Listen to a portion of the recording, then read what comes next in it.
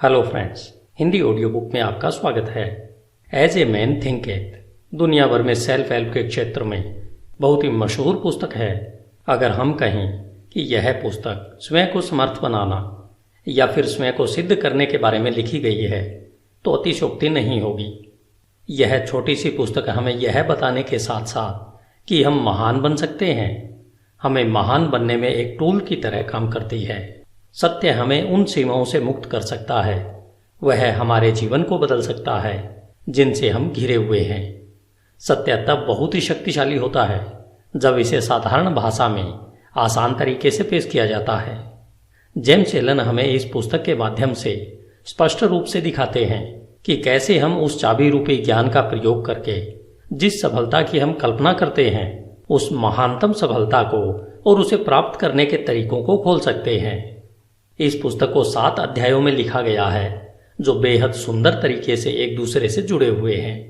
जैसे पहला अध्याय है विचार और चरित्र, दूसरा अध्याय परिस्थितियों पर विचार का प्रभाव व तीसरा अध्याय है शरीर और स्वास्थ्य पर विचार का प्रभाव। इसी तरह से यह लयबद्ध तरीके से आगे बढ़ती है, वह आपको विचार शक्ति का पूरा परिचय करवाती है। यह पुस्तक आपको यह बताती है कि किस तरह हम अपने विचार रूपी यंत्र का प्रयोग कर सकते हैं। जेम्स कहते हैं कि हम वास्तव में वही हैं जो हम सोचते हैं। हमारा चरित्र हमारे विचारों का फल है। आप अपने भाग्य के निर्माता हैं। यह नियम परम सत्य है कि जो खोजेंगे उन्हें मिलेगा, जो दस्तक देंगे उनके लिए दरवाजे खुलेंगे, क्योंकि धैर्य, अभ्यास और निरंतर दृढ़ता के माध्यम से ही आप ज्ञान के मंदिर में दाखिल हो सकते हैं। जेम्स आगे कहते हैं कि आप तब तक परिस्थितियों के द्वारा नियंत्रित रहेंगे जब तक यह सोचते रहेंगे कि हम बाहरी परिस्थितियों से नियंत्रित होने वाले हैं। आपने अगर नेपोलियन हिल के द्वारा लिखित पुस्तक थिंक एंड ग्रो रिच पढ़ी है तो आपने महसूस किया होगा कि विचार की शक्ति कितनी महान है। विचार की शक्ति के माध्यम से क्या कुछ नहीं किया जा सकता है। जेम्स के सूत्रों को और अधिक समझने के लिए हमें इस पुस्तक को भी पढ़ना या इसकी ऑडियो बुक सुननी चाहिए। यह पुस्तक मूल रूप से एक कविता मन वह मूल शक्ति है जो हर कार्य को एक सांचे में ढालती है और बनाती है के रूप में शुरू होती है। बौद्ध मतानुसार शुरुआत में दी गई कविता उस पुस्तक का सार होती है। अगर आप उस कविता को समझ लेते हैं तो मान लीजिए आपने उस पुस्तक के सार को समझ लिया है और उसमें दी गई एक ऐसी चाबी को खोज लिया है जो आपकी प्रतिभा, शक्ति और जादू के ताले को खोल सकती है। जेम्स एलन द्वारा लिखित पुस्तक एज ए मैन थिंकेथ का एक उपहार के रूप में आनंद लें।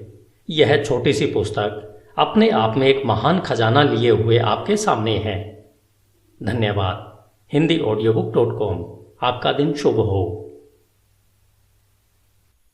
Hello friends, Hindi audio book में आपका स्वागत है।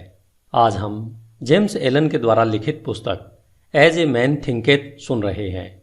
जेम्स एलन का जन्म सन 1864 में इंग्लैंड के लिसेस्टर में हुआ था। उनके पिता का देहांत उनके बचपन में ही हो गया था, जिससे उन पर व उनके परिवार पर मुश्किलों का पहाड़ सा टूट पड़ा था। ऐसी परिस्थितियों में उन्हें मात्र 15 साल की आयु में ही पढ़ाई बीच में ही छोड़नी पड़ी थी। साल 1902 तक आते आते उन्होंने फैसला किया कि अब वे केवल लिखने का ही कार्य करेंगे। इस दौरान उन्होंने अपने लेखन कार्य को कॉन्ट्रैक्टर्स के माध्यम से भी किया।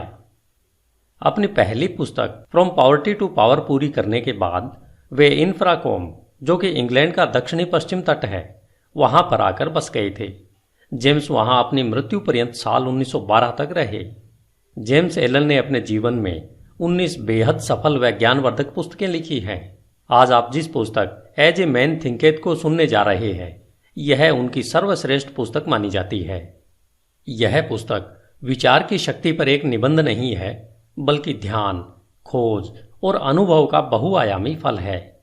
यह पुस्तक सभी स्त्रियों और पुरुषों को इस सत्य को खोजने में मदद करने की कुंजी है कि वे स्वयं खुद के निर्माता हैं।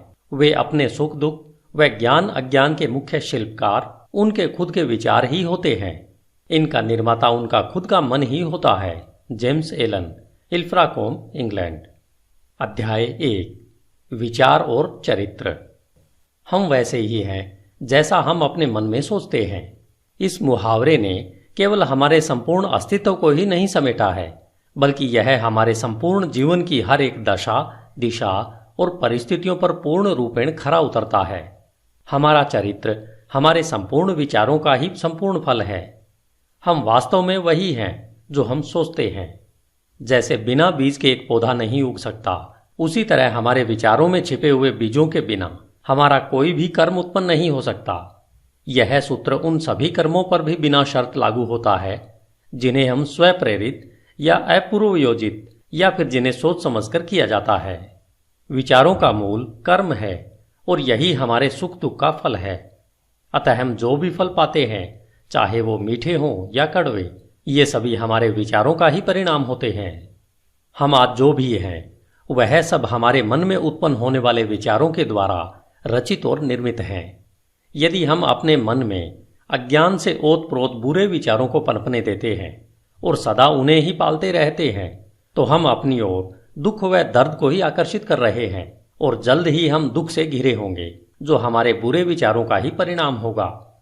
इसके विपरीत यदि हमारे मन में हम स्वस्थ और हितकर विचार रखेंगे, तो आनंद और सुख हमारा उसी तरह पीछा करेंगे जैसे धूप में परछाई हमारा पीछा करती है। पुरुष और स्त्री किसी नियम के द्वारा कौशल से रची रचना नहीं है, बल्कि ये तो एक उन्नति है। विचारों का जितना प्रभाव पूर्ण और दृढ़ परलोक में है, उतना ही प्रभाव इस भौतिक जगत में भी है। एक महान और ईश्वरीय चरित्र कोई संयोग से नहीं उत्पन्न होता, बल्कि वह लगातार सही ईश्वरीय विचार सोचने और उनसे लगातार संबंध बनाए रखने से संभव है। इसी प्रक्रिया के द्वारा नीच और पशुवृत्ति वाले मनुष्य लगातार पोषित किए जा रहे हैं, जो दुष्ट व घृणित विचारों का ही परिणाम है। हम खुद के विचारों के द्वारा ही अच्छे या बुरे इंसान बनते हैं। हमेशा हम अपने विचारों की शस्त्रशाला में उन शस्त्रों का संधान करते रहते हैं जिनका प्रयोग हम हमेशा अपने नाश के लिए करते रहते हैं। हम उन उपकरणों को भी बनाते रहते हैं जिनके द्वारा हम अपने जीवन को सुखद, आनंदमय और शांति में बनाते हैं। वह साथ ही साथ समाज को भी इसका लाभ देते हैं। हम सही विचारों के चुनाव से व उनके सच्चे प्रयोग के द्वारा दिव्यता और पूर्णता तक उठ सकते हैं। गलत या बुरे विचारों के प्रयोग के द्वारा हम पशु से भी नीचे स्तर तक गिर सकते हैं। इन दोनों चरम चरित्रों के बीच में ही सभी चरित्र स्तर होते हैं, जिनके निर्माता, कारीगर, पालक व स्वामी हम स्वयं होते हैं।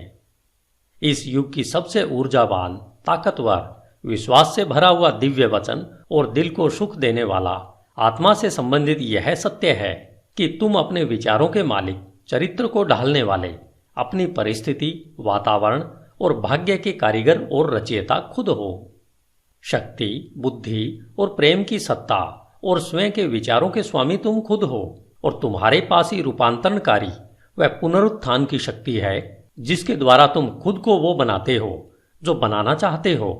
हर परिस्थिति को नियंत्रित करने की चाबी तुम्हारे हाथों में है।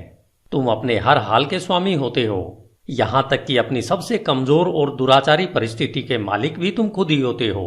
उस समय तुम एक कमजोर और बेकार, मूर्ख घर के मालिक होते हो जो अपने परिवार को गलत ढंग से चला रहा होता है। जब तुम अपनी इस दशा के बारे में सोचते हो और उस सूत्र को जिससे तुम्हारा अस्तित्व है को अपनी पूरी ताकत लगाकर ढूंढते हो, तब तुम एक बुद्धिमान स्वामी के नजरिए से अपनी सभी शक्तियों को बुद्धिमत्ता पूर्वक निर्देशित करते हो और अपने विचारों को एक सुखद, फलदायी रूप देने लगते हो। इसे ही एक बुद्धिमान व जागरूक मालिक कहते हैं, जो अपने विचारों के नियमों को खोजकर अपने जीवन को सही दिशा देता है।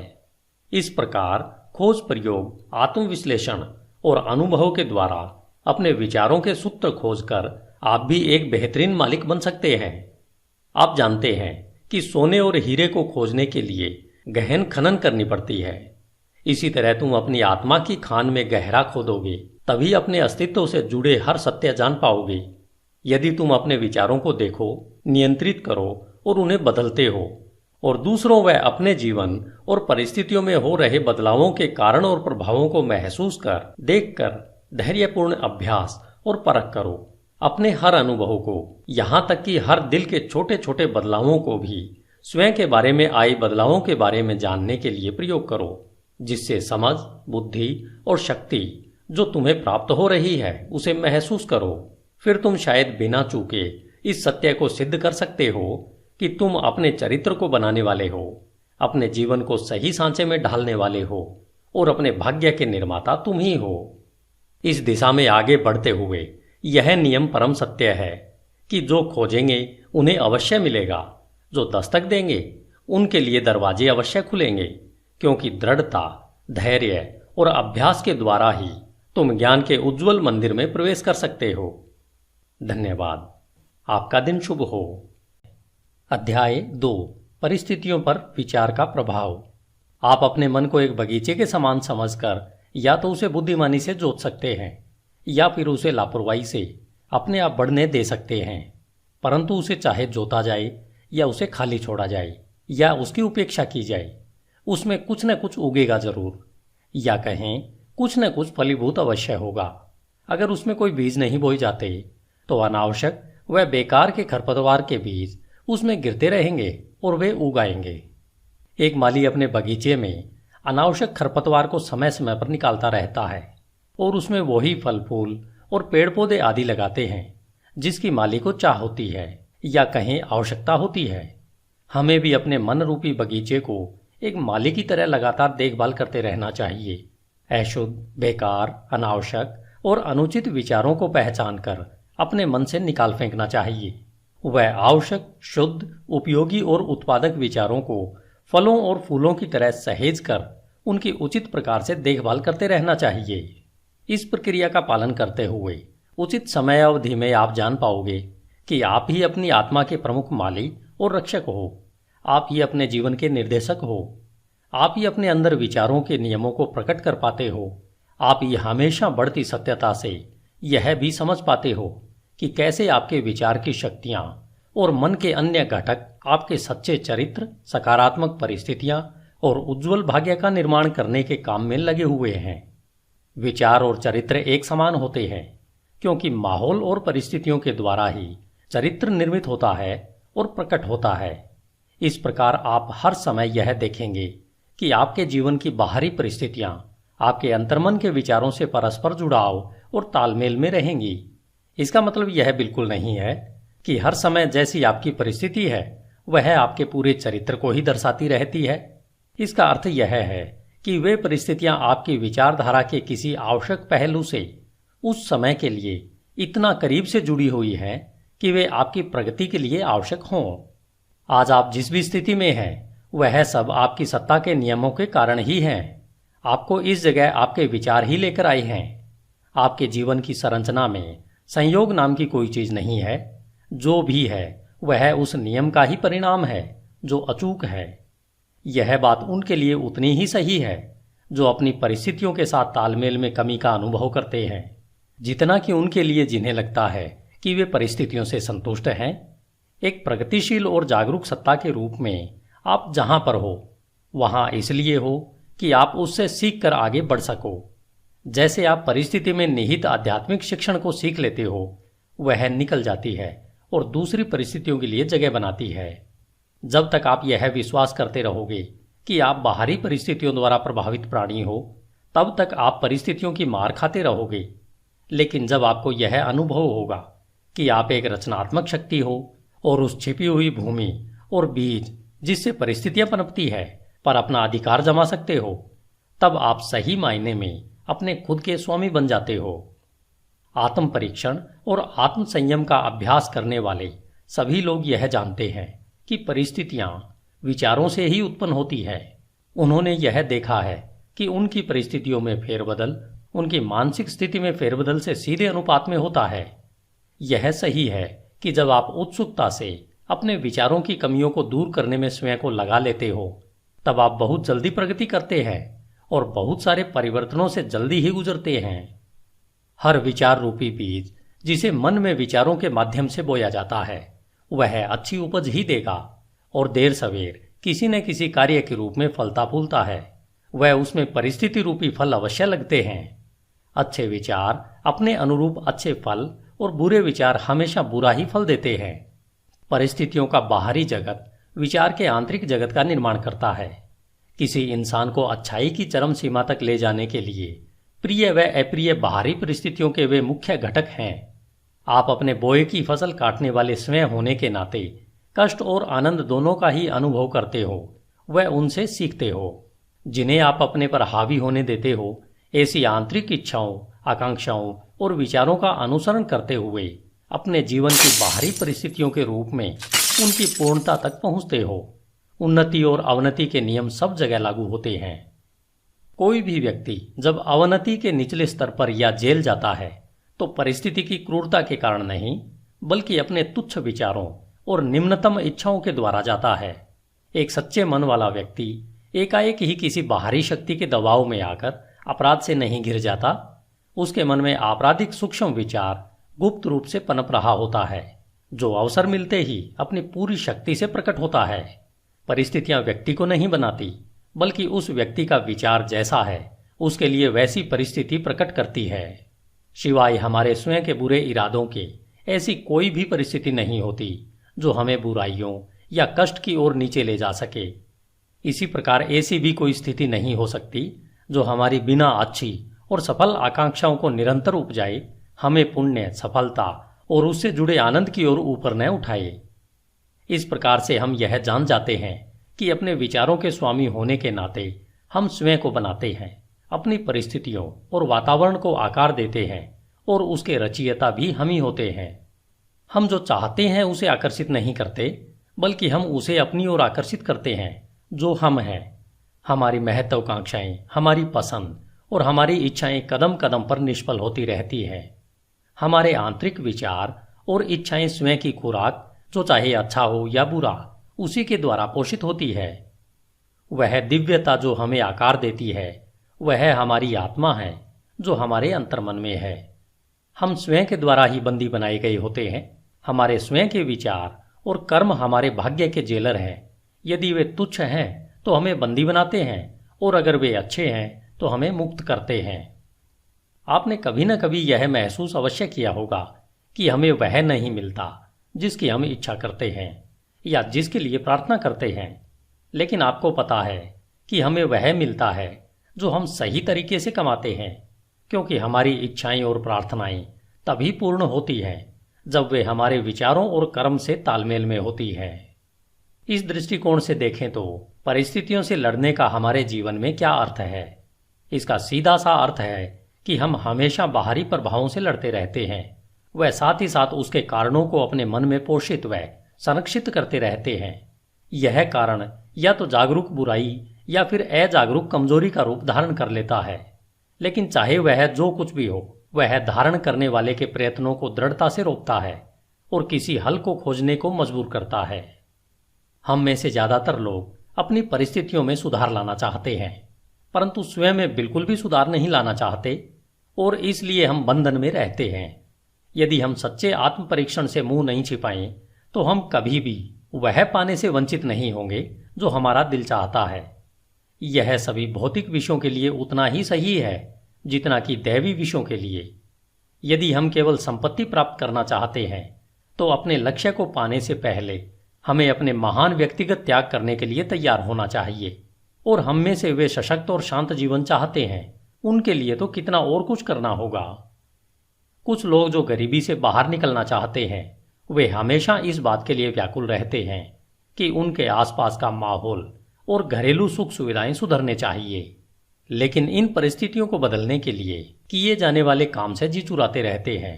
वे मानते हैं कि अपने मालिक जहां वे काम करते हैं उसे धोखा देते रहते हैं, क्योंकि उन्हें लगता है कि उन्हें बहुत कम तनख्वाह मिलती है, इसलिए वे जो कर रहे हैं वह सही है। ये लोग इस साधारण से मूलभूत सिद्धांत को नहीं समझ पा रहे हैं, जो कि सच्ची समृद्धि का आधार है, और न केवल अपनी गरीब स्थिति से बाहर निकलने के लिए योग्य हैं, बल्कि बुरी परिस्थितियों के बारे में सोच सोचकर उसे वास्तव में अपने जीवन में आकर्षित कर लेते हैं।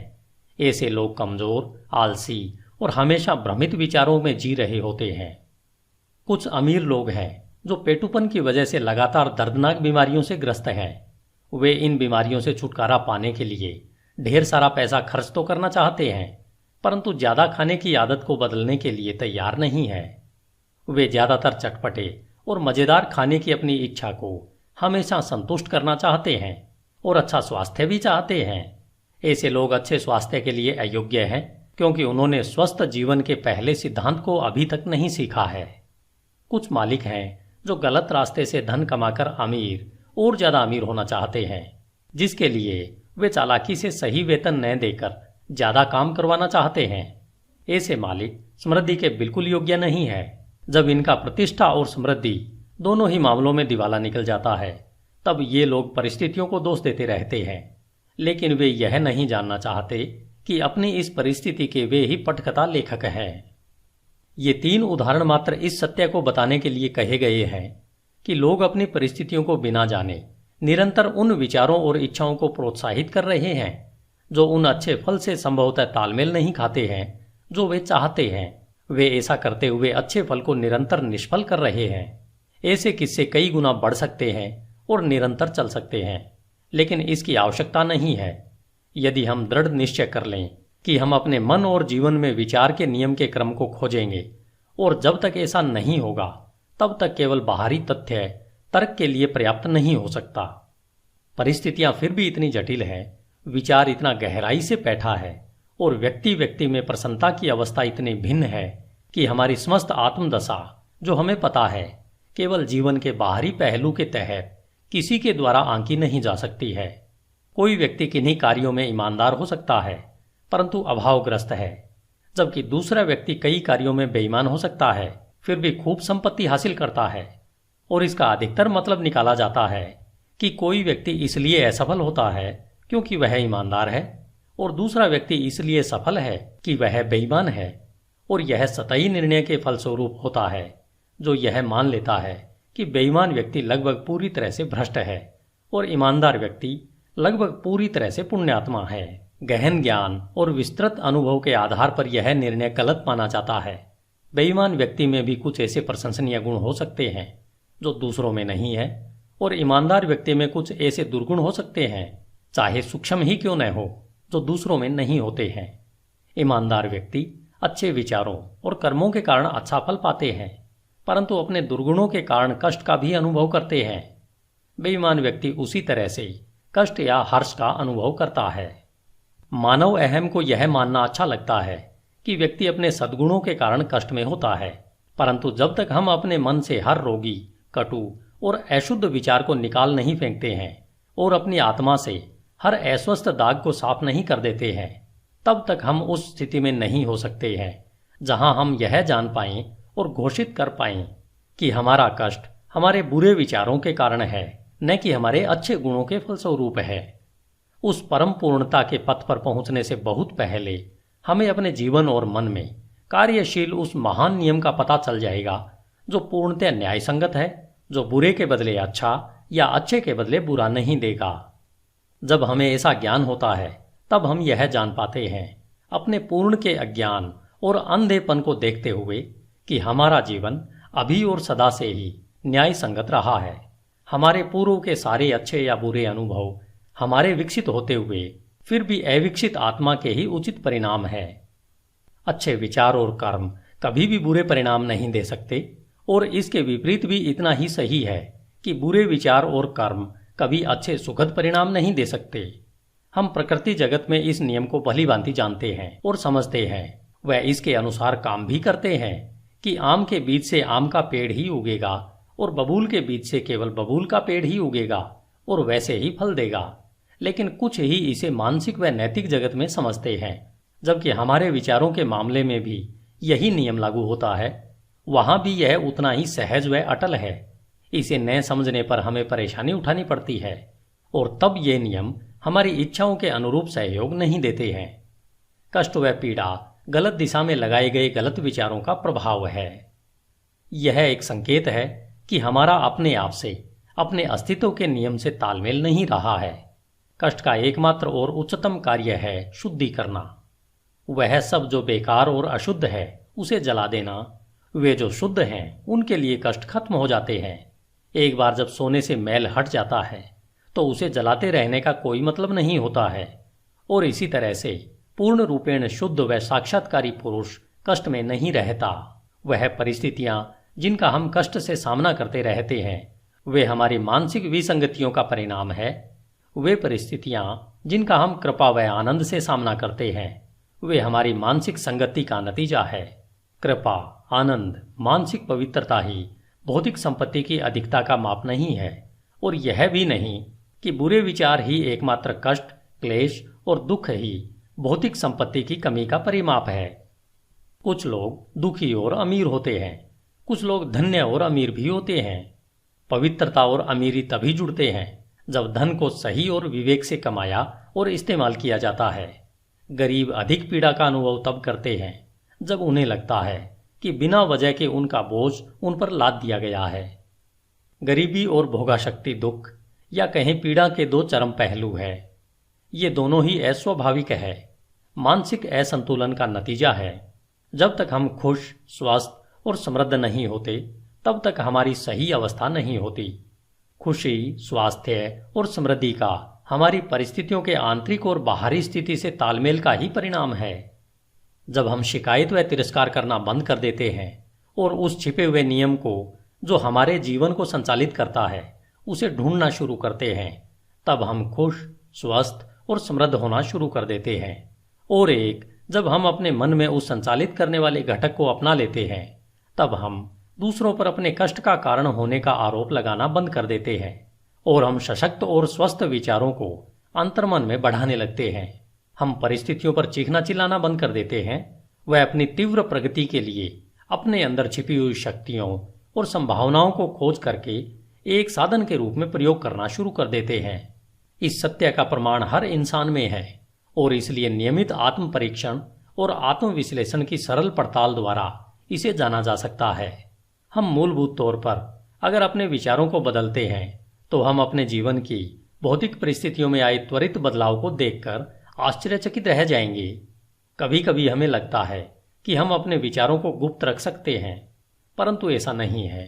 वे जल्दी ही आदत में बदल जाते हैं और आदत परिस्थितियों का रूप ले लेती है। बुरे और निम्न स्तर के विचार आक्रोश और नशे की आदत बनाते हैं, जो पीड़ा, कष्ट और गरीबी का रूप लेते हैं। किसी तरह के भी विनाशकारी विचार अनसुलझी थकाऊ आदतें बन जाती है, जो ध्यान भंग करने वाली और विपरीत परिस्थितियों का आकार ले लेती है। डर, संशय और अनिर्णायक विचार कमजोर और बेमेल आदतों का रूप ले लेते हैं, जो असफलता, गरीबी और निर्भरता की परिस्थितियों के रूप में आकार लेती है।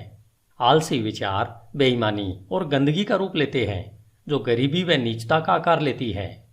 घृणित और दंडनीय विचार हिंसा और आरोप लगाने की आदत का रूप लेते हैं, जो चोट लगने व दंड मिलने वाली परिस्थितियों का आकार लेते हैं। हर तरीके से स्वार्थी विचार स्वार्थीपन का रूप लेते हैं, जो उन परिस्थितियों को आकर्षित करते हैं जो दुखदायी होती है। दूसरी ओर हर तरह के सुंदर विचार कृपा और अच्छाई का रूप लेते हैं, जो प्रिय और सुखद परिस्थितियों को आकार देते हैं। रचनात्मक विचार आत्मसंयम और संतुलित मन का रूप लेते हैं, जो शांति और विश्रांति की परिस्थितियों का आकार लेती है। साहस, आत्मनिर्भरता और निर्णय के विचार सशक्त और फलदायी आदतों का रूप लेते हैं, जो सफलता, प्रचुरता और मुक्ति की परिस्थितियों को आकार देती है। ऊर्जापूर्ण विचार सफाई पसंद व उद्यमी आदतों को आकार देती है। मृदुल व क्षमाशील विचार मृदुलता की आदत का रूप लेते हैं, जो सुरक्षित व स्वस्थ परिस्थितियों को आकार देती है। प्रेमपूर्ण और निस्वार्थ विचार दूसरों के लिए स्वयं को भूल जाने की आदत का रूप लेते हैं, जो निश्चित और स्थायी प्रचुरता व सच्ची समृद्धि की परिस्थितियों को आकार देती है। लंबे समय तक एक ही तरीके की विचारधारा, चाहे वह अच्छी हो या बुरी, चरित्र और परिस्थितियों पर अपना प्रभाव अवश्य छोड़ती है। हम अपनी परिस्थितियां प्रत्यक्ष तरीके से नहीं चुन सकते, लेकिन अपने विचारों को चुन सकते हैं और इस तरह अप्रत्यक्ष रूप से अवश्य ही परिस्थितियों को आकर्षित कर सकते हैं। प्रकृति हमारे साथ है, हमारे अपने द्वारा काम करती है, जिससे कि हम इन विचारों का आनंद उठा सकें, जिन्हें हम पोषित करते हैं, और ऐसे अवसर प्रस्तुत होते हैं जो जल्दी ही अच्छे और प्रभावशाली विचारों को सतह पर ले आते हैं। जैसे ही हम अपने नकारात्मक और विनाशकारी विचारों को त्यागते हैं, पूरा संसार हमारे प्रति मृदुल हो जाता है और हमारी मदद करने को तैयार हो जाता है। जैसे ही हम अपने कमजोर और दूषित विचारों से दूर जाने लगते हैं, हर तरफ ऐसे अवसर उमड़ने लगते हैं जिससे कि हमारे सशक्त संकल्प को मदद मिले। जैसे ही हम अच्छे विचारों को बढ़ावा देते हैं, तो कोई भी दुर्भाग्य हमें शर्म और कष्ट से नहीं घेरता है। संसार हमारा बहुरूपदर्शी कैलिडोस्कोप है और हर क्षण जिन विभिन्न रंगों को प्रस्तुत करता है वे हमारे सतत उभरते विचारों के अद्भुत चित्र हैं। धन्यवाद। HindiAudiobook.com। आपका दिन शुभ हो। Hello friends, Hindi audio book में आपका स्वागत है। अध्याय 3, शरीर और स्वास्थ्य पर विचार का प्रभाव।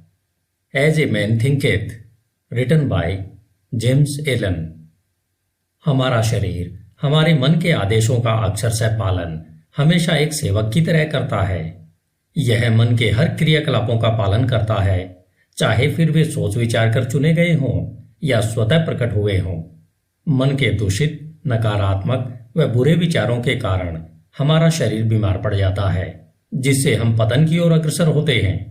और अगर हमारे मन में खुश, सुंदर, स्वस्थ और सकारात्मक विचार हैं, तो इनकी आज्ञा पर हमारा शरीर सुंदर, सफल और यौवन से भरपूर सुसज्जित हो जाता है। रोग और स्वास्थ्य की भी परिस्थितियों की तरह हमारे विचारों में जड़ें होती है। रोगग्रस्त विचार अपने लिए आपके शरीर को बीमार बना लेंगे। समय समय पर हुई रिसर्च में यह पाया गया है कि डर के विचार व्यक्ति को उतनी ही जल्दी मार डालते हैं जितनी जल्दी एक बंदूक की बुलेट। वे लाखों लोगों को निरंतर इसी तरह धीरे धीरे मार रहे हैं। जो लोग किसी जानी पहचानी या अनजान बीमारी के डर में रहते हैं, बीमारी उन्हें देर सवेर अपनी पकड़ में ले ही लेती है।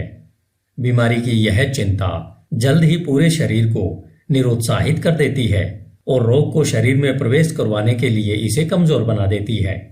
नकारात्मक व अशुद्ध विचार चाहे शारीरिक तौर पर प्रहार न करे, लेकिन नाड़ी मंडल पर नकारात्मक प्रभाव अवश्य डालते हैं और उन्हें कमजोर कर देते हैं। सुंदर, सकारात्मक, शुद्ध व प्रसन्न विचार शरीर को जोश और लावण्य से सुसज्जित करते हैं। शरीर नाजुक और ढलने वाला यंत्र है। यह उन विचारों पर तत्काल प्रतिक्रिया करता है जो उस पर प्रभाव डालते हैं। आपके विचार करने की आदत के कारण विचार किए गए विचारों का प्रभाव आपके शरीर पर अवश्य पड़ता है। चाहे आपने अच्छे या बुरे पर विचार किया हो, प्रभाव अवश्य पड़ेगा। जब तक लोग नकारात्मक विचारों को फैलाते रहेंगे, तब तक उनमें अशुद्ध और जहरीला रक्त बहता रहेगा। शुद्ध हृदय और मनन से शुद्ध जीवन और शुद्ध शरीर उत्पन्न होता है। दूषित व नकारात्मक मन से दूषित व नकारात्मक शरीर व जीवन ही उत्पन्न होते हैं। विचार ही कर्म, जीवन और प्रकटीकरण का स्रोत है। स्रोत को अगर शुद्ध करेंगे तो सब शुद्ध हो जाएगा। अच्छे स्वास्थ्य की चाहत में जो लोग भोजन का तरीका या शैली बदलते हैं, यह तब तक उनकी मदद नहीं करेगा जब तक वे अपने विचारों को नहीं बदल लेते हैं। जब हमारे विचार शुद्ध होंगे, तब हमें अशुद्ध भोजन की चाह ही नहीं रह जाएगी। जिन्होंने अपने विचारों को सशक्त व शुद्ध किया है, उन्हें किसी भी हानिकारक जीव से डरने की आवश्यकता नहीं है। स्वस्थ विचार स्वस्थ आदतें बनाते हैं। यदि आप शरीर को पूर्ण स्वस्थ रखना चाहते हो, तो अपने मन की रक्षा करो। यदि आप अपने शरीर का नवीनीकरण करना चाहते हो, तो मन को सुंदर बनाओ। दुर्भावना, ईर्ष्या, निराशा, नकारात्मकता और उदासी के विचार शरीर के स्वास्थ्य और उसकी चमक को लूट लेते हैं।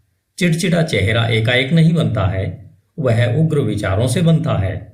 झुर्रियां जो चेहरे पर खराब दिखती हैं, वे मूर्खता, पीड़ा और घमंड के कारण उत्पन्न होती है। आप अवश्य ही किसी न किसी ऐसे बूढ़े चेहरे को जानते होंगे जो तेजस्वी और एक छोटे बच्चे की तरह मुस्कुराहट के साथ चमक से भरा हुआ होगा। और ऐसे चेहरे भी आप अवश्य देखते होंगे जो निराशा की झुर्रियों के कारण उम्र से पहले ही बूढ़े दिखाई देने लगे होंगे। एक चेहरा खुशी व सकारात्मकता का व दूसरा चेहरा नकारात्मकता व बुरे निराशाजनक विचारों का परिणाम है। एक सशक्त शरीर, चमकीला, खुश और शांत चेहरा तब तक ही रह सकता है जब तक आप अपने मन में हर्ष, सद्भावना और शांत विचारों को आने की खुली छूट देते हो। बुजुर्ग लोगों के चेहरों पर सहानुभूति की झुर्रियां होती है, जो सशक्त और शुद्ध विचारों से बनती है, लेकिन बहुत सी नकारात्मक भावनाओं द्वारा भी बनती है। इनमें हम तब तक फर्क नहीं कर सकते जब तक उनके विचारों को न जान लें। जिन्होंने धर्म संगत जीवन जिया है, उनका जीवन एक अस्त होते सूर्य की तरह शांतिपूर्ण, स्तब्ध और मृदुल हो चुका होता है। हाल ही में मैंने एक दार्शनिक को उनकी मृत्युशैया पर देखा। वो उम्र के अलावा बूढ़े नहीं थे। उनकी मृत्यु उतनी ही मीठी और शांतिपूर्ण थी जितना उनका जीवन था। शारीरिक बीमारियों को दूर भगाने के लिए खुश दिल विचारों से अच्छा कोई डॉक्टर नहीं है। दुख और शोक की काली परछाई को हटाने के लिए सद्भावना जैसी तसल्ली देने वाली कोई चीज नहीं हो सकती। सदा दूसरों के बारे में बुरा सोचना, द्वेष रखना, शक करना और ईर्ष्या के विचार रखना ऐसा ही है जैसा स्वनिर्मित जेल में रहना। परंतु सबके बारे में अच्छा सोचना, सबके साथ खुश रहना, धैर्य के साथ यह सीखना कि उनमें केवल अच्छाई ही देखना, ऐसे निस्वार्थ विचार स्वर्ग की ओर ले जाते हैं। दिन प्रतिदिन हर प्राणी के प्रति शांति के विचार रखना आप में अद्भुत शांति लाएंगे। धन्यवाद। आपका दिन शुभ हो। अध्याय 4 विचार और उद्देश्य, hindiaudiobook.com। जब तक कोई भी विचार उद्देश्य के साथ नहीं जोड़ा जाता, तब तक कोई भी प्रतिभा पूर्ण उपलब्धि नहीं बनती। बहुत से लोग अपने उच्चतम विचार जीवन के सागर में दिशाहीन गति से बहने देते हैं। जीवन में विचारों की दिशाहीनता बहुत बुरी होती है। अगर जो लोग विपत्ति और विनाश से दूर रहना चाहते हैं, तो उनको इस प्रकार बहने से स्वयं को रोकना होगा। जिनके जीवन में कोई मुख्य उद्देश्य नहीं होता, वे बहुत ही जल्दी तुच्छ चिंताओं, डर, परेशानियों और अपने प्रति दया रखने के भाव से ग्रस्त हो जाते हैं, और ये सभी कमजोरी के लक्षण होते हैं। ये ठीक वैसे ही असफलता, अप्रसन्नता और कमी की ओर ले जाते हैं जैसे सोच समझकर आयोजित किए गए अपराध होते हैं, क्योंकि कमजोरी शक्ति विकसित करने के ब्रह्मांड में टिक नहीं सकती। हमें एक न्यायसंगत उद्देश्य के बारे में विचार करना चाहिए। वह उसे यथार्थ बनाने के लिए कार्यशील होना चाहिए। हमें अपने उद्देश्य को विचारों के केंद्र में रखना चाहिए। उद्देश्य बनाते समय हमारी प्रकृति कैसी है, उसके अनुसार वह आध्यात्मिक या फिर भौतिक लक्ष्य का रूप ले सकता है। परंतु वह जो भी हो, हमें उस उद्देश्य पर दृढ़ता से अपनी विचार शक्ति को केंद्रित करना चाहिए। हमें इस उद्देश्य को अपना उच्चतम कर्तव्य बनाकर उसकी प्रगति के लिए स्वयं को समर्पित कर देना चाहिए। वह अपने विचारों को क्षणिक रुचियों, चाहतों और कल्पनाओं के पीछे नहीं भागने देना चाहिए। यह आत्मसंयम का राजसी मार्ग है और विचार की सच्ची एकाग्रता है। यदि हम बार बार अपने उद्देश्य को पाने में असफल हो रहे हैं, तो यह तब तक होता रहता है जब तक हम अपनी कमजोरी से ऊपर नहीं उठ पाते हैं, और इससे हम चरित्र के सामर्थ्य को प्राप्त करते हैं। वह सच्ची सफलता का मापदंड होता है। वह यह भविष्य के सामर्थ्य और विजय की नई शुरुआत होती है। जिनका कोई महान उद्देश्य नहीं होता है, उन्हें अपने विचारों को कर्तव्य के अचूक प्रदर्शन पर केंद्रित करना चाहिए, फिर चाहे उनका कार्य कितना ही छोटा क्यों न दिख रहा हो। केवल इसी तरीके से विचारों को एकत्रित करके केंद्रित किया जा सकता है। वह संकल्प और ऊर्जा को विकसित किया जा सकता है। इसे सिद्ध करने के बाद ऐसा कोई भी लक्ष्य नहीं रह जाता है जिसे प्राप्त नहीं किया जा सकता हो। कमजोर आत्मा अपनी कमजोरी को जानते हुए और इस सत्य में विश्वास रखते हुए कि सामर्थ्य प्रयत्न और अभ्यास द्वारा विकसित की जा सकती है, वह तुरंत ही प्रयत्नशील हो जाती है और प्रयत्नों द्वारा सदा विकसित होती रहती है और अंत में दिव्य रूप में सशक्त हो जाती है। जैसे शारीरिक तौर पर कमजोर लोग सतर्क और धैर्यपूर्ण प्रशिक्षण द्वारा अपने आप को सशक्त बना सकते हैं, वैसे ही कमजोर विचार वाले लोग सही सोच का अभ्यास करके अपने आप को सशक्त बना सकते हैं। दिशाहीनता व कमजोरी को दूर करके किसी भी उद्देश्य के साथ सोचना उन सशक्त लोगों की श्रेणी में पहुंचना है जो कि सफलता प्राप्ति के लिए एक मार्ग के रूप में पहचानते हैं और जो सब परिस्थितियों को अपने अनुकूल बनाते हैं और जिनके विचार सशक्त हैं, वे बिना किसी डर से कोशिश करते हैं और कुशलता से उसे प्राप्त करते हैं। अपने लक्ष्य निर्धारण के बाद हमें मानसिक तौर पर उसको प्राप्त करने का एक सीधा मार्ग बिना दाएं बाएं देखे तैयार करना चाहिए। अपने अंदर छुपे हुए संशय व डर को शक्ति से निकाल फेंकना चाहिए। ये वे विच्छेदक तत्व हैं जो प्रयत्न की सीधी रेखा को तोड़कर उसे तिरछा, अप्रभावी वह बेकार बना देते हैं। संशय और डर के भाव के विचारों से कभी कुछ भला नहीं हो सकता है। वे हरदम असफलता की ओर ले जाते हैं। उद्देश्य, ऊर्जा, करने की शक्ति और सभी सशक्त विचार तब रुक जाते हैं जब मन में संशय और डर के विचार घुस जाते हैं। कुछ करने की इच्छा इस ज्ञान से उभरती है कि हम कुछ कर सकते हैं। संशय और भय ज्ञान के सबसे बड़े शत्रु हैं और वह लोग जो उसे बढ़ावा देते हैं उन्हें मारते नहीं बल्कि वे हर कदम पर निष्फल होते रहते हैं। जिन्होंने संशय और भय पर विजय पा ली है उन्होंने असफलता को जीत लिया है। उनका हर विचार सामर्थ्य से जुड़ा हुआ है और सभी परेशानियों का साहस के साथ सामना कर उन्हें बुद्धिमानी से वश में किया जा सकता है। उनके उद्देश्य वातावरण के हिसाब से बोए जाते हैं और वे ऐसे फल फूल देते हैं जो समय से पहले नहीं गिर जाते हैं। बिना किसी भय के उद्देश्य से जुड़ा हुआ विचार रचनात्मक शक्ति बन जाता है। वे जो यह जानते हैं वे तैयार हैं भटकते विचारों और उतरते चढ़ते संवेदनाओं की गठरी से ज्यादा कुछ उच्चतम और सशक्त बनने के लिए जो यह करते हैं। अपने विचारों को अपने उद्देश्य के साथ जोड़ते हैं। वे अपनी मानसिक शक्ति के जागरूक और बुद्धिमान शासक बन जाते हैं। धन्यवाद। आपका दिन शुभ हो। अध्याय 5 उपलब्धि में विचार एक घटक।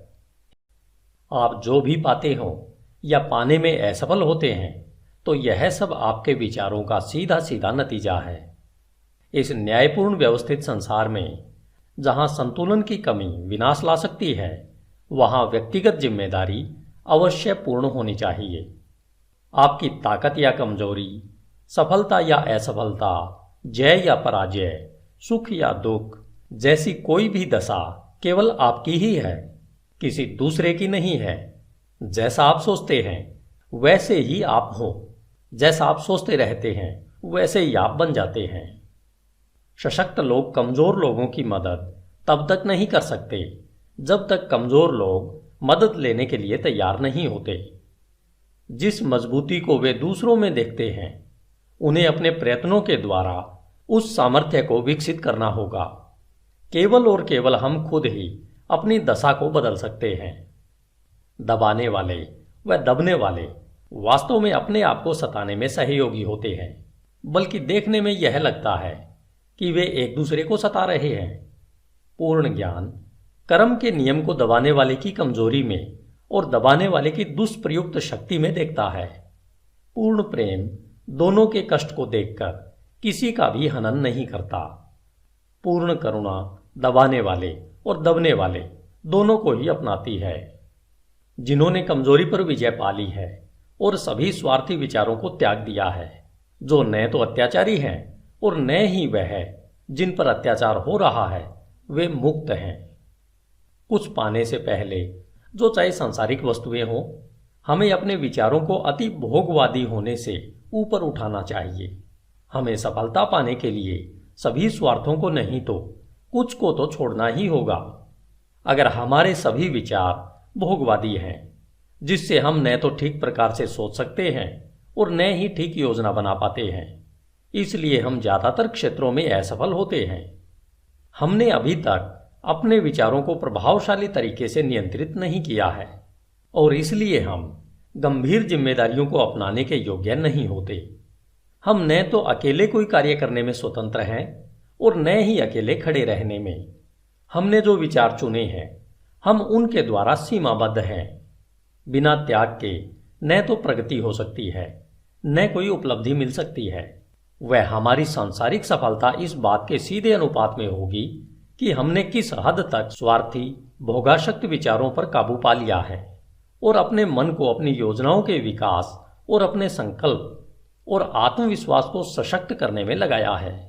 हम जितनी उच्चता अपने विचारों में लाएंगे उतने ही ज्यादा धर्म संगत, सही और आदर्शवादी हम बन पाएंगे और उतनी ही ज्यादा हमारी सफलता होगी।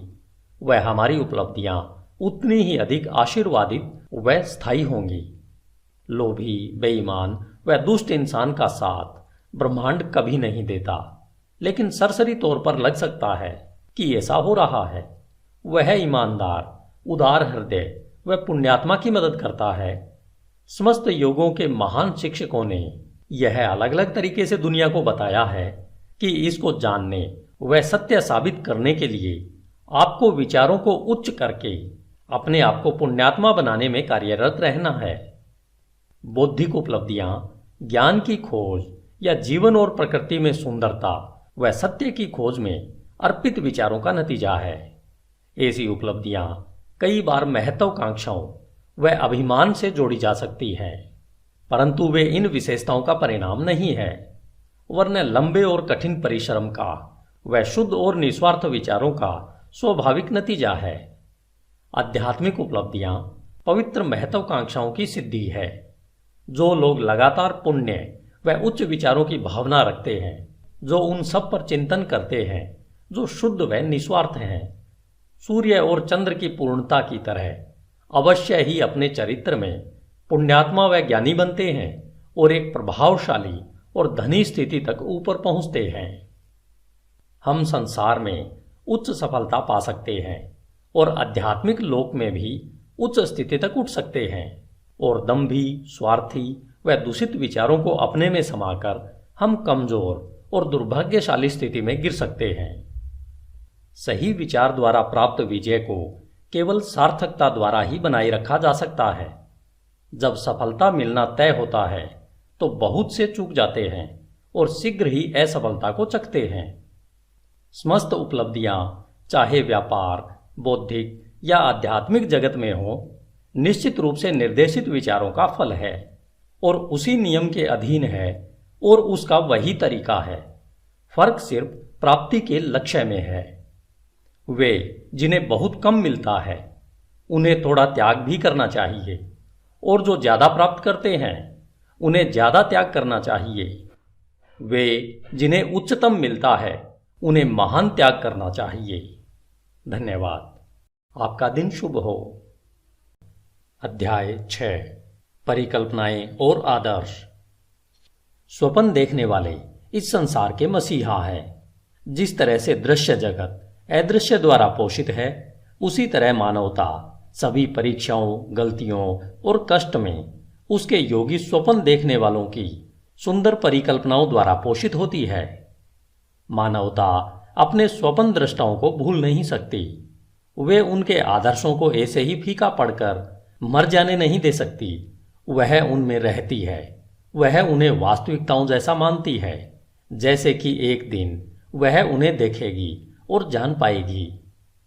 संगीतकार, मूर्तिकार, चित्रकार, कवि, पैगंबर, ऋषि ये जगत के परे की दुनिया के बनाने वाले हैं, स्वर्ग के शिल्पकार हैं। यह जगत सुंदर है क्योंकि ये इसमें रहते हैं। उनके बिना श्रमकारी मानवता मिट जाएगी। जो अपने हृदय में एक सुंदर परिकल्पना को वह उच्च आदर्श को संजोते हैं, एक दिन उसे साकार कर पाएंगे। कोलंबस ने एक दूर देश की कल्पना को संजोया था और उसने उसे खोज निकाला। कोपरनिकस ने संसारों की अनेकता और एक विस्तृत ब्रह्मांड के होने की परिकल्पना को पोषित किया था और उसने उसे प्रकट भी किया। भगवान बुद्ध ने निष्कलंक सुंदरता और पूर्ण शांति के आध्यात्मिक जगत की परिकल्पना को संजोया था और उन्होंने उसमें प्रवेश भी किया।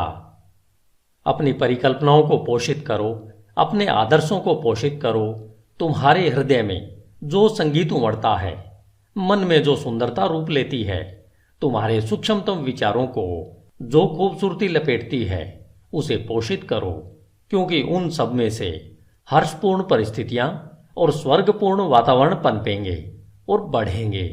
यदि तुम इनके प्रति सच्चे रहो तो तुम्हारे संसार का अंततः निर्माण होगा। चाहने से तुम पाओगे, आकांक्षा रखने से प्राप्त करोगे।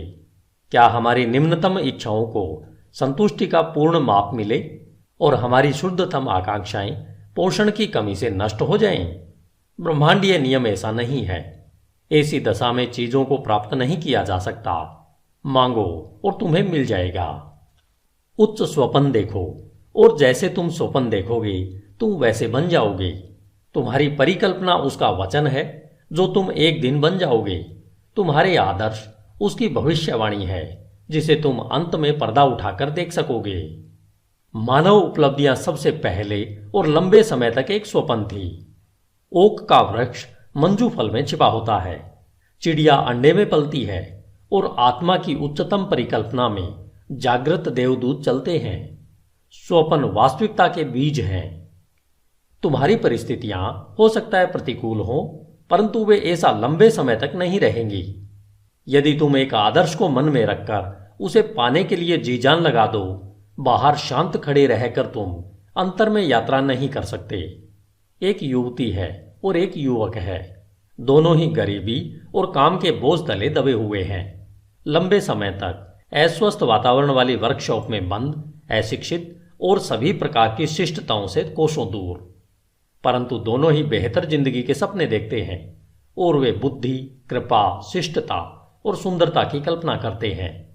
वे मानसिक तौर पर एक आदर्श जीवन परिस्थिति की कल्पना करते हैं, एक विस्तृत स्वतंत्रता की परिकल्पना करते हैं और एक बड़ी आकांक्षा उन पर हावी हो जाती है।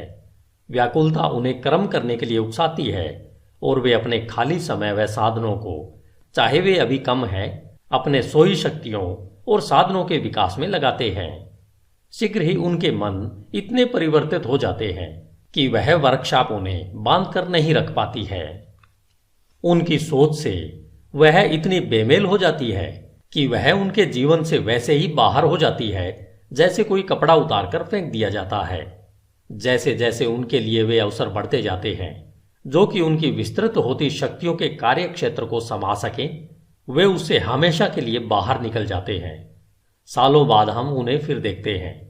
बहुत ही विशिष्ट तरीकों में हम उन्हें मन की कुछ एक शक्तियों के अधिकारी पाते हैं जिनके प्रयोग से वे दुनिया भर पर प्रभाव और लगभग अप्रतिम सामर्थ्य से शासन करते हैं।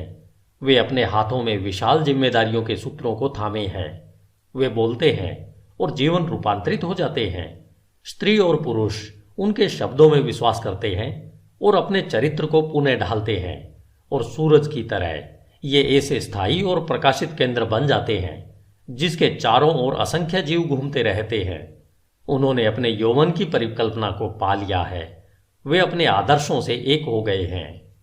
और तुम भी, नौजवान पाठक, अपने हृदय की परिकल्पना को पाओगे, व्यर्थ इच्छा को नहीं, चाहे वह ओछी हो या सुंदर या फिर दोनों का मिश्रण, क्योंकि तुम सदा उसकी ओर खींचे जाओगे जिससे तुम गुप्त रूप से सबसे ज्यादा प्यार करते हो। तुम्हारे हाथों में तुम्हारे अपने विचारों का फल मिलेगा। तुमने जो कमाया है वह तुम पाओगे, न ज्यादा न उससे कम। तुम्हारे वर्तमान का वातावरण चाहे कैसा भी क्यों न हो, तुम्हारे विचारों, तुम्हारी परिकल्पना, तुम्हारे आदर्श द्वारा तुम या तो गिरोगे, वैसे ही रहोगे, या फिर उठोगे। तुम अपनी नियंत्रित इच्छाओं जितना छोटे बन जाओगे या तुम अपनी प्रबल अभिलाषाओं जैसे महान बन जाओगे। स्टैंटन क्रिगहम डेविस के सुंदर शब्दों में, तुम वही खाते संभाल रहे हो और तुम अभी उन दरवाजों से बाहर निकलते हो जो इतने समय से तुम्हें लगता था कि तुम्हारे आदर्शों के लिए रुकावट थे, और अपने आप को श्रोताओं के सामने पाते हो। पेन अभी भी तुम्हारे कान पर अटका है, उंगलियों पर शाही के धब्बे हैं, और तभी उसी क्षण में तुम्हारे अंतर में प्रेरणा की वर्षा होने लगती है। तुम बकरियों को चरा रहे होते हो और शहर में घूमते हुए पहुंच जाते हो, फटे मुंह देहाती की तरह, और आत्मा के निर्भय मार्गदर्शन में तुम एक गुरु के आश्रम में पहुंच जाते हो। और एक समय के बाद वे कहते हैं, तुम्हें सिखाने के लिए मेरे पास और कुछ नहीं है। अब तुम स्वयं गुरु बन गए हो, जो थोड़े समय पहले तक बकरियां चराते हुए महान कार्यों के घटने के स्वप्न देखा करता था। बेपरवाह, अज्ञानी और आलसी केवल चीजों के लिए प्रत्यक्ष प्रभाव को देखते हुए, न कि स्वयं चीजों को, भाग्य, किस्मत और संयोग के बारे में बात करते हैं। किसी को धनवान बनता देखकर कहते हैं, कितना भाग्यशाली है। किसी को सुप्रसिद्ध विद्वान बनता देख वे आश्चर्य से कहते हैं, उस पर कितनी कृपा दृष्टि है। और किसी साधु प्रवृत्ति वाले व्यक्ति और उसका अन्य लोगों पर प्रभाव पड़ते देखकर वे टिप्पणी करते हैं, देखो किस्मत कैसे हर कदम पर उसका साथ दे रही है। वे उन परीक्षाओं, असफलताओं और संघर्ष को नहीं देखते जो इन स्त्री पुरुषों ने अनुभव पाने के लिए सहर्ष स्वीकारा है। उन्हें इनके द्वारा किए गए त्याग का, साहसिक प्रयत्न का और विश्वास जिसे उन्होंने अपनाया है का जरा सा भी ध्यान नहीं है, जिससे कि वे अलंध्य दिखने वाले लक्ष्य को प्राप्त कर सकें और अपने हृदय की परिकल्पना को पा सकें। उन्हें मन के अंधकार और दिल के टूटने का कोई एहसास नहीं होता। उन्हें केवल प्रकाश और प्रसन्नता दिखती है और वे उसे भाग्य कहते हैं। वे लंबी और कठिन यात्रा नहीं देखते, केवल सुखी परिणाम को देखते हैं और वे उसे सद्भाग्य कहते हैं। वे प्रक्रिया को नहीं समझते, केवल नतीजा देखते हैं और उसे संयोग कहते हैं। हर मानव कार्य में प्रयत्न है और फल भी है, और प्रयत्न कितना सशक्त है इसे फल से मापा जाता है। यह कोई संयोग नहीं है। कहे जाने वाले उपहार, शक्ति, भौतिक, बौद्धिक और आध्यात्मिक अधिकार प्रयत्न के हैं। वे पूर्ण किए हुए विचार हैं, प्राप्त किए हुए लक्ष्य हैं, साकार परिकल्पनाएं हैं। वह परिकल्पना जिसकी तुम अपने मन में प्रशंसा करते हो, वह आदर्श जिसे तुमने अपने हृदय में विराजित कर रखा है, उससे तुम अपने को बनाओगे और यही तुम बन जाओगे। धन्यवाद। James Allen. अध्याय 7। प्रशांति। hindiaudiobook.com। मन की शांति ज्ञान का एक सुंदर मणि है। वह आत्मसंयम के लंबे और धैर्यपूर्ण प्रयत्न का नतीजा है। उसकी उपस्थिति परिपक्व अनुभव का और नियम व विचारों के उच्च ज्ञान व कार्यकलाप का चिन्ह है। हम उसी मात्रा में शांत होते हैं जितना हम विचार विकसित अस्तित्व के रूप में स्वयं को समझते हैं, क्योंकि ऐसा ज्ञान विचार के फलस्वरूप निश्चित ही दूसरों को समझने की क्षमता रखता है। और जैसे हम सही समझ को विकसित करते हैं और कारण व प्रभाव के आधार पर आंतरिक भावनाओं व विचारों को अधिक स्पष्टता से समझते हैं, हम चीखते चिल्लाते नहीं और चिंतित व दुखी नहीं होते। हम संतुलित, वचनबद्ध और शांत रहते हैं। वे लोग जो शांत हैं, जिन्होंने स्वयं को नियंत्रित करना सीखा है, जानते हैं कि स्वयं को दूसरों के माफिक कैसे बनाया जाए, और ये दूसरे बदले में शांत लोगों की आध्यात्मिक सामर्थ्य का सम्मान करते हैं और यह सोचते हैं कि उससे सीख सकते हैं और उस पर भरोसा कर सकते हैं। जितने अधिक प्रशांत हम बन जाते हैं, उतनी अधिक हमारी सफलता, हमारा प्रभाव व अच्छाई के लिए हमारा सामर्थ्य होता है। उदाहरण के लिए, साधारण सी बिक्री करने वाले लोग भी जैसे जैसे अपने आत्मनियंत्रण और समभाव को बढ़ा देंगे, उनकी व्यावसायिक प्रचुरता बढ़ती जाएगी, क्योंकि लोग ऐसे लोगों के साथ ही काम करना पसंद करेंगे जिनका व्यवहार अच्छा व स्थिर है। सशक्त और शांत लोगों को सदा सम्मान मिलता है, वह उनसे प्यार किया जाता है। वे प्यासी भूमि में छांव देने वाले पेड़ या फिर तूफान में पनाह देने वाली चट्टान की तरह होते हैं। शांत हृदय, मीठा स्वभाव व संतुलित जीवन किसे पसंद नहीं है। इससे कोई फर्क नहीं पड़ता कि वर्षा होती है या सूरज चमकता है, या इन आशीर्वादों को पाने वालों के जीवन में क्या परिवर्तन आते हैं। वे हरदम मधुर और शांत रहते हैं। वह चरित्र की विशिष्टता जिसे शांतता कहते हैं, संस्कृति का आखिरी सबक है। वह जीवन का फूल ना है, आत्मा का फल ना है। वह ज्ञान की तरह मूल्यवान है और उसकी सोने से भी ज्यादा कामना करनी चाहिए। हाँ, उत्कृष्ट सोने से भी ज्यादा। पैसे को पाने की चाह कितनी तुच्छ लगती है जब उसकी तुलना एक शांत जीवन, जो सत्य के सागर में लहरों के नीचे आंधी तूफान की पहुंच से परे शाश्वत शांति में बसता है। हम ऐसे कितने ही लोगों को जानते हैं जो अपने जीवन को अप्रिय बना लेते हैं, जो अपने विस्फोटक गुस्से के कारण वह सब जो मधुर और सुंदर है उसे तबाह कर देते हैं, जो अपने चरित्र की शिष्टता का नाश कर देते हैं और मनमुटाव पैदा कर देते हैं। यह एक प्रश्न है कि क्या बड़ी मात्रा में लोग अपने जीवन को तबाह नहीं करते हैं, और क्या वे नासमझी और आत्मनियंत्रण की कमी के कारण अपने जीवन की खुशियों को मार नहीं देते। हम अपने जीवन में ऐसे कितने कम लोगों से मिलते हैं जो शांत होते हैं, जिनमें अद्भुत शिष्टता होती है, जो कि एक परिपक्व चरित्र की विशेषता है। हाँ, अनियंत्रित गुस्से से मानवता आवेश में आती है, अनियंत्रित दुख से उत्तेजित हो जाती है, व्यग्रता और संयम से प्रभावित होती है। केवल वे ज्ञानी जिनके विचार नियंत्रित व शुद्ध हैं, आत्मा की तेज हवाओं और तूफानों व हवा को काबू में ला सकते हैं। तूफान में डांवाडोल आत्मा, चाहे तुम कहीं भी क्यों न हो, चाहे किसी भी परिस्थितियों में क्यों न रहते हो, यह जानती है कि जीवन के समुद्र में पवित्रता के द्वीप मुस्कुरा रहे हैं और तुम्हारे आदर्शों का उजला किनारा तुम्हारे आने का इंतजार कर रहा है। विचारों की पतवार को अपने हाथों में कसकर पकड़ कर रखो। तुम्हारी आत्मा के जहाज में प्रबल स्वामी आराम करता है, वह केवल सोता है, उसे जगाओ। आत्मनियंत्रण सामर्थ्य है, सही विचार श्रेष्ठता है, शांतता शक्ति है। अपने हृदय से कहो, शांत रहो, स्थिर रहो। धन्यवाद। आपका दिन शुभ हो।